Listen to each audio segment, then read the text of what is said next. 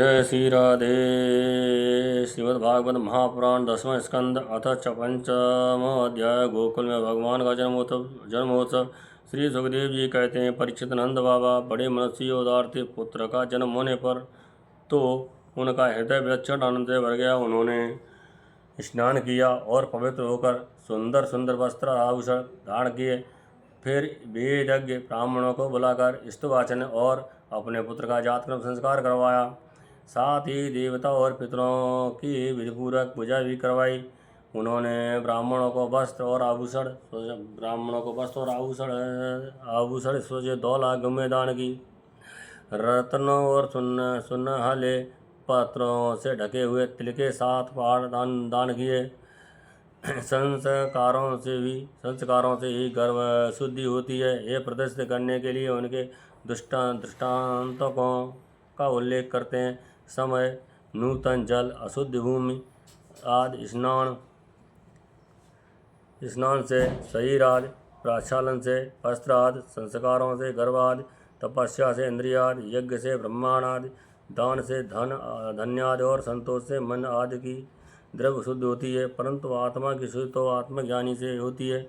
उस समय ब्राह्मण सूत मागध और बंदीजन मंगलमय आशीर्वाद देने तथा स्तुति करने के लिए गाय गाने लगे और मेरी और धुंधुमियाँ बार बार बजने लगी। ब्रजमंडल के सभी घरों के द्वार, आंगन और भीतरी भाग झाड़ बहार दिए गए। उनमें सुगंधित जल का छिड़काव किया गया। उन्हें चित्र विचित्र ध्वजा, पताका, पुष्पों की मालाओं और रंग बिरंगे वस्त्र और पल्लवों की वंदनवारों से सजाया गया। गाय, बैल और बछड़ों के अंगों से हल्दी तल लेप कर दिया गया और उन्हें घेरू आदि रंगीन वस्तुएं, धातुएं, मोर पंख, फूलों के हार, तरह तरह के शुद्ध वस्त्र और सोने की जंजीरें सजा दिया गया। परीक्षित सभी ग्वाल बहुमूल्य वस्त्र, गहने, अंगरखे और पहाड़ियों से सज्जित होकर और अपने हाथों में भेंट की बहुत सी सामग्रियां लेकर नंद बाबा के घर आए। यशोदा जी के पुत्र हुआ, ये सुनकर गोपियों को भी बड़ा आनंद हुआ। उन्होंने सुंदर सुंदर वस्त्र, आभूषण और अंजन आदि से अपना श्रृंगार किया। गोपियों के मुख कमल बड़े ही सुंदर जान पड़ते थे। उन पर लगी हुई कुमकुम ऐसी लगती मानो कमल की केसर हो। उनके नितंब बड़े थे। वे भेंट की सामग्री लेकर जल्दी जल्दी यशोदा जी के पास चलीं। उस समय उनके पयोधर हिल रहे थे। गोपियों के कानों में चमकती हुई मणियों के कुंडल झिलमिला रहे थे। गले में सोने का हार कल या हुवेल जगमगा रहे थे। वे बड़े सुंदर सुंदर रंग बिरंगे वस्त्र पहने हुए थे। मार्ग में उनकी चोटियाँ गूंथे हुए फूल बरसते जा रहे थे। हाथों में जड़ाऊ कंगन अलग ही चमक रहे थे। उनके कानों में कुंडल, पयोधर और हार हिलते जाते थे। इस प्रकार नंद बाबा के घर जाते समय उनकी शोभा बड़ी अनूठी जान पड़ती थी। नंद बाबा के घर जाकर वे नवजात शिशु को आशीर्वाद देते हुए, यही चिरजीवी हो भगवान, इसकी रक्षा करो, और लोगों पर हल्दी तेल मिला हुआ पानी छिड़क देती थीं तथा ऊंचे स्वर में मंगल गान करती थीं। भगवान श्री कृष्ण समस्त जगत के एकमात्र स्वामी हैं। उनके ऐश्वर्य, माधुर्य, वात्सल्य सभी अनंत हैं। वे जब नंद बाबा के ब्रज में प्रकट हुए, उस समय उनके जन्म का महान उत्सव मनाया गया। उस समय बड़े बड़े विचित्र और मंगलमय बाजे बजाए जाने लगे। आनंद से मतवाले होकर गोपगण एक दूसरे पर दही, दूध, घी और पानी उड़ेलने लगे। एक दूसरे के मुंह पर मक्खन मलने लगे और मक्खन फेंक फेंक कर आनंदोत्सव मनाने लगे। नंद बाबा स्वभाव से ही परम उदार और मनुष्य थे। उन्होंने गोपों को बहुत से वस्त्र, आभूषण और गंगें दी। सूत, मागध, बंदीजन, नृत्य, वाद्य आदि विद्याओं से अपना जीवन निर्वाह करने वाले तथा दूसरे गुणीजनों को भी नंद बाबा ने प्रसन्नतापूर्वक उनकी मुँह मांगी वस्तुएं देकर उनका यथोचित सत्कार किया। ये सब करने में उनका उद्देश्य यही था कि इन कर्मों से भगवान प्रसन्न हो और मेरे इस नवजात शिशु का मंगल हो।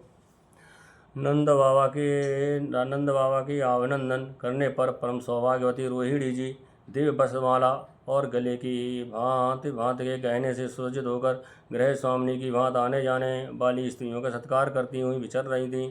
परीक्षित उसी दिन नंद बाबा के ब्रज में सब प्रकार की रिद्धियाँ सिद्धियाँ अटकेलियाँ करने लगीं और भगवान श्री कृष्ण के निवास तथा अपने स्वाभाविक गुणों के कारण वह लक्ष्मी जी का क्रीड़ा स्थल बन गया। परीक्षित कुछ दिनों बाद नंद बाबा ने गोकुल की रक्षा भार तो दूसरे गोपों को सौंप दिया और वे स्वयं कंस का वार्षिक कर चुकाने के लिए मथुरा चले गए।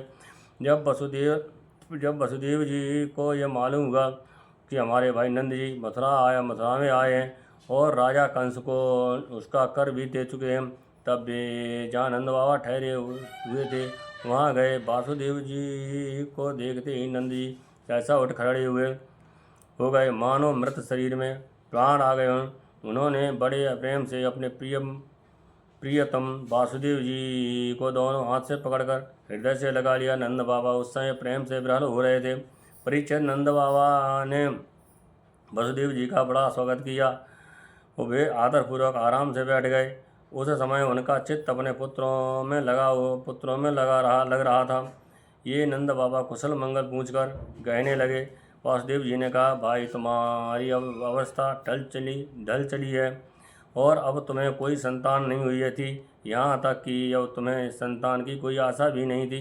ये बड़े सौभाग्य की बात है कि वो तुम्हें भी संतान प्राप्त हो गई है। ये भी बड़े आनंद का विषय है कि आज हम लोगों का मिलना हो गया। अपने प्रेमियों का मिलना ही बड़ा दुर्लभ है। इस संसार चक्र ही ऐसा है। इसे तो एक प्रकार का पुनर्जन्म भी समझना चाहिए। जैसे नदी के प्रबल प्रवाह में बहुत सी बेड़े छोर तिनके सदा एक साथ ही नहीं रह सकते, वैसे ही सगे संबंधी और प्रेमियों का भी एक स्थान पर रहना संभव नहीं है। यद्यपि वह अपने सब को प्रिय लगता है, क्योंकि सब प्रारब्ध से अलग सबके प्रारब्ध कर्म अलग अलग होते हैं। आजकल तुम जिस महावन में अपने भाई बंधु और सुनों के साथ रहते हो, उसमें जल घास और लता पत्र तो भरे पूरे हैं ना। वह वन सब पशुओं के लिए अनुकूल है और सब प्रकार के रोगों से बचा हुआ है। भाई मेरे लड़का अपनी माँ रोहिणी के साथ तुम्हारे ब्रज में ही रहता है। उसका लालन पालन तुम और यशोदा करते हो, इसलिए हम तो तुम्ही को अपने माता पिता मानता होगा। वह अच्छी प्रकार है ना। मनुष्यों के लिए वे ही धर्म अर्थ और काम शास्त्र वेद हैं, जिनसे उसके स्वजनों को सुख मिले। जिनके लिए अपने को ही सुख मिलता है किंतु अपने स्वजनों को दुख मिलता है, वे धर्म अर्थ और काम हितकारी नहीं है। नंद बाबा ने कहा, भाई वसुदेव, कंस ने देवकी के गर्भ से उत्पन्न हुए तुम्हारे कई पुत्र मार डाले। अंत में एक सबसे छोटी कन्या बची रही थी, वह भी स्वर्ग से दार गई। इसमें संदेह नहीं है कि प्राणियों का सुख दुख भाग्य पर ही अवलंबित है। भाग्य ही प्राणी का एकमात्र आश्रय है। जो जान लेता है कि जीवन के सुख दुख का कारण भाग्य ही है, वह उनके प्राप्त होने पर मोहित नहीं होता। वसुदेव जी कहते हैं, भाई तुमने राजा कंस को उसका सालाना कर चुका दिया। हम दोनों मिल चुके। अब तुम्हें यहाँ अधिक दिन तक नहीं ठहरना चाहिए, क्योंकि आजकल गोकुल में बड़े बड़े उत्पात हो रहे हैं। श्री सुखदेव जी कहते हैं, परीक्षित, जब वासुदेव जी ने इस प्रकार कहा तब नंद आदि गोपों ने उनसे अनुमति ले बैलों से जुते हुए छकड़ों पर सवार होकर गोकुल की यात्रा की। इस श्रीमद्भागवते महापुराणे परमहंसायां संहितायां दशम स्कंदे पूर्वार्धे नंद वासुदेव संगमो नाम पंचमो अध्याय। जय जय श्री राधे।